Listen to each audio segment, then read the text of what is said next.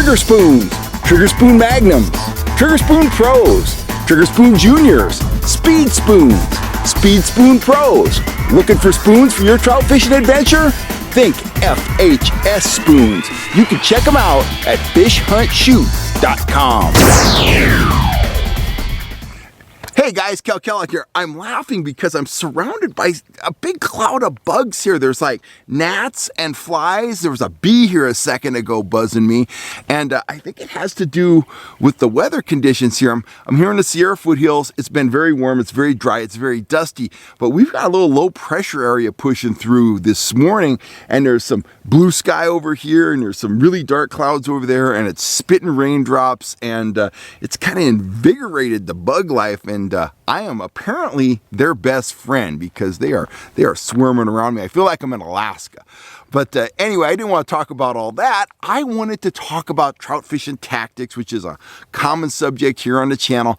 I just came off 2.5 months of almost daily fishing at Collins Lake, and man, I made a lot of observations. I got to meet a lot of anglers on my boat, a lot of fans of the channel that came out and fished with me, but I got to observe a lot of other anglers in action out on the water, and some of them I got to observe over a fairly long span of time. There are a lot of retired guys out there that would fish every day for a week or 2 weeks. We were talking to one guy that was staying there for a month, and he was fishing, at least for a few hours every single day. And I got to draw some conclusions about the strengths of the angling community as a whole when it kind of comes to targeting trout. And I also got to analyze some of what I consider to be the shortcomings of the trout fishing community. And the number one shortcoming that I see, and I kind of coined a term for it, the thing that's keeping anglers from catching as many trout as they could be, the thing that's keeping guys from being consistently successful, I call it follow the leader syndrome. A lot of guys, they get out on the water and they worry way too much about what boats A, B, and C are doing, and they let those tactics affect their approach.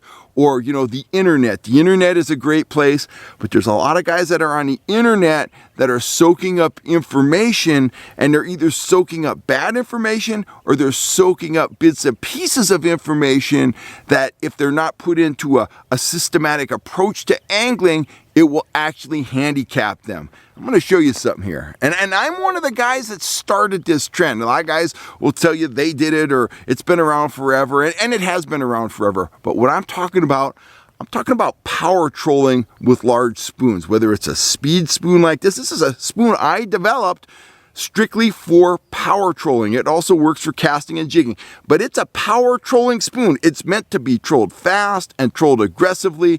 You've heard guys talk about speedy shiners, power trolling with crocodiles, all that kind of stuff. Well, I was one of the guys 12 years ago that really started to bring this style of trolling back into the mainstream. Trolling spoons at, 3, 4, even 5 miles an hour, pounding structure and catching very aggressive trout.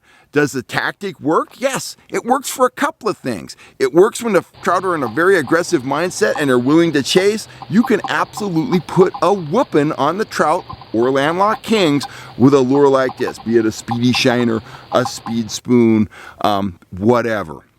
But you can also use this tactic to cover a ton of water, find fish, maybe catch a few fish early in the day or when the conditions are right, and then once you've covered a lot of ground and found some prospective areas that are holding fish, you can go back on those areas and use tactics that might be, more effective than pulling fast hardware, but pulling the fast hardware early allows you to cover that ground and identify those areas quickly, okay?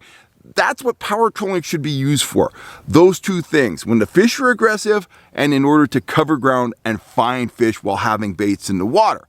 Now at Collins, the whole power trolling, the whole speedy shiner deal, it's become a crutch for a lot of guys. I see it. It's become their number one, and for a lot of guys, their only method. And the bottom line is, there are days when power trolling doesn't work. And even on days when it does work, there are periods of time when the fish aren't responsive to a power trolling approach. If the water's glassy calm, power trolling is seldom your best approach. But I would be trolling out on the lake, and I would be catching fish on threaded worms or maybe, tiny streamer flies like that, trolling at, 1.2 to 1.5 miles an hour. And I would have guys blowing past me, asking me what I was catching fish on. And I could tell, I knew what they had on the end of their line. They're trolling at 4 miles an hour. They'd either read online or they'd gone out to a lake at some point and they had caught some fish on speedy shiners. And that is the mindset. The cool kids troll speedy shiners fast, and they are living and dying by the speedy shiner. And it's kind of like a slot machine. Psychologically, I was a psych major back in college. The strongest form of reinforcement is what you see on a slot machine. You put in a quarter, you pull the handle, nothing happens. Nothing happens. Nothing happens. Oh, jackpot. Next coin, jackpot. Next coin, nothing. 35 pulls later, nothing. You're getting ready to leave, jackpot. And it just keeps you putting another quarter in the machine. Well, you're going to find the same thing with power trolling or trolling worms or flies or whatever. You're going to have enough success that if you think this is the only way to fish, you're going to keep on doing it. But in reality, if you don't play follow the leader and you mix things up and you dial in your approach to the temperament of the fish on any given day, you're going to catch more fish. You're going to catch fish more consistently. And when you're catching more fish and catching fish consistently, you're going to catch more big fish. I try to always not follow the leader, okay? If I go out to a lake, here's a pretty good example. Let's say I go out to the high Sierras and I'm targeting maybe browns or macks or big rainbows, and all the guys on the lake are pulling something like that. They're pulling a husky jerk at 3 and 4 miles an hour. Am I going to put this on my line? No, because the trout have seen multiple husky jerks going 3 and 4 miles an hour. And yes, occasionally they're hooking fish on them. I'm not going to go with that. I am going to bust out a really large saltwater salmon fly like that. And I'm not going to troll at 3 and 4 miles an hour. I'm going to troll this at 2.5 miles an hour. And when a big brown or a mack or a big rainbow comes up behind that fly, they may or may not hit, but I'm very confident that is the first time they're encountering a fly that looks like that versus something that they've encountered many dozens of times in the past, like a husky jerk, like this one here. So I always try to not follow the leader. At Collins Lake, I'll see the guys down by the dam. Somebody will catch a fish down by the dam, and all of a sudden, there's 15 boats grinding on the dam, and they're probably catching a few fish. But when I see that, I go out east, or I go up to the mouth of the Narrows, or I go up to the North Bay. But the last thing I want to do is be down there in the middle of 15 boats grinding on a very small area, because I know that's going to shut the bite down. It's just not the best strategy for consistent success. If I go to a lake and everybody at the lake is pulling big giant dodgers, which absolutely positively need to be in your tackle box, it's an approach you need to be able to employ. But if everybody in a given cove is pulling 6-inch dodgers like this fisheye or a sling blade or a big Seps blade, I'm going naked, or I'm going with a turbo.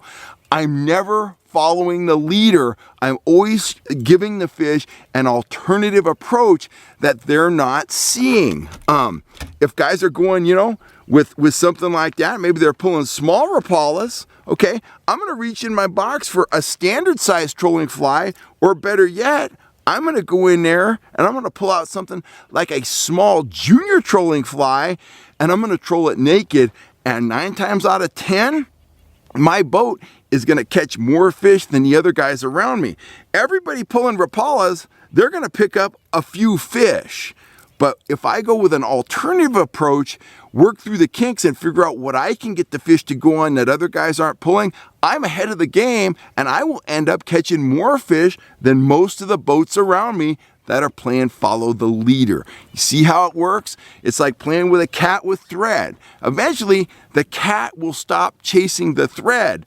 But if you throw him a little ball of paper, it's game on again. So if we were playing with cats and everybody else in the room is throwing yarn at the cats, I'm going to start balling up little pieces of paper, and I'm going to catch the attention of the cats, because they haven't seen many little balls of paper, but they're seeing, yarn being twitched by them all day long. So, takeaway from this video, don't follow the leader. Don't become a cultist. Don't fall into the cult of speedy shiner fishing. That's a part of your approach. You need to be able to troll fast, medium, and slow, and you need to have some money presentations in all those categories, but don't be the guy that goes out to the lake and trolls 4 miles an hour all day, every day, and pulls speedy shiners. Don't be Jed and Maynard out in the tin boat that hit the lake and troll, cowbell flashers with a full-threaded worm behind them all day, every day. All those tactics produce fish, but it's the guy that's able to tailor his approach to the temperament of the trout at any given time that's going to catch the most fish, the biggest fish, and he's going to be most consistently, successful on the water as compared to those one-dimensional anglers. Don't be a one-dimensional angler. Don't play follow the leader. I'll catch you next time right here on YouTube. If you're looking for gear, you know where to go. fishhuntshoot.com. And if you like this kind of content, please hit that subscribe button and you'll always know when I'm on here talking fishing tactics. Thanks for all the support, guys. I'm Kel Kellogg. I'm gonna move on and get away from this cloud of flying insects here. You have a great day, and I'll catch you later, guys.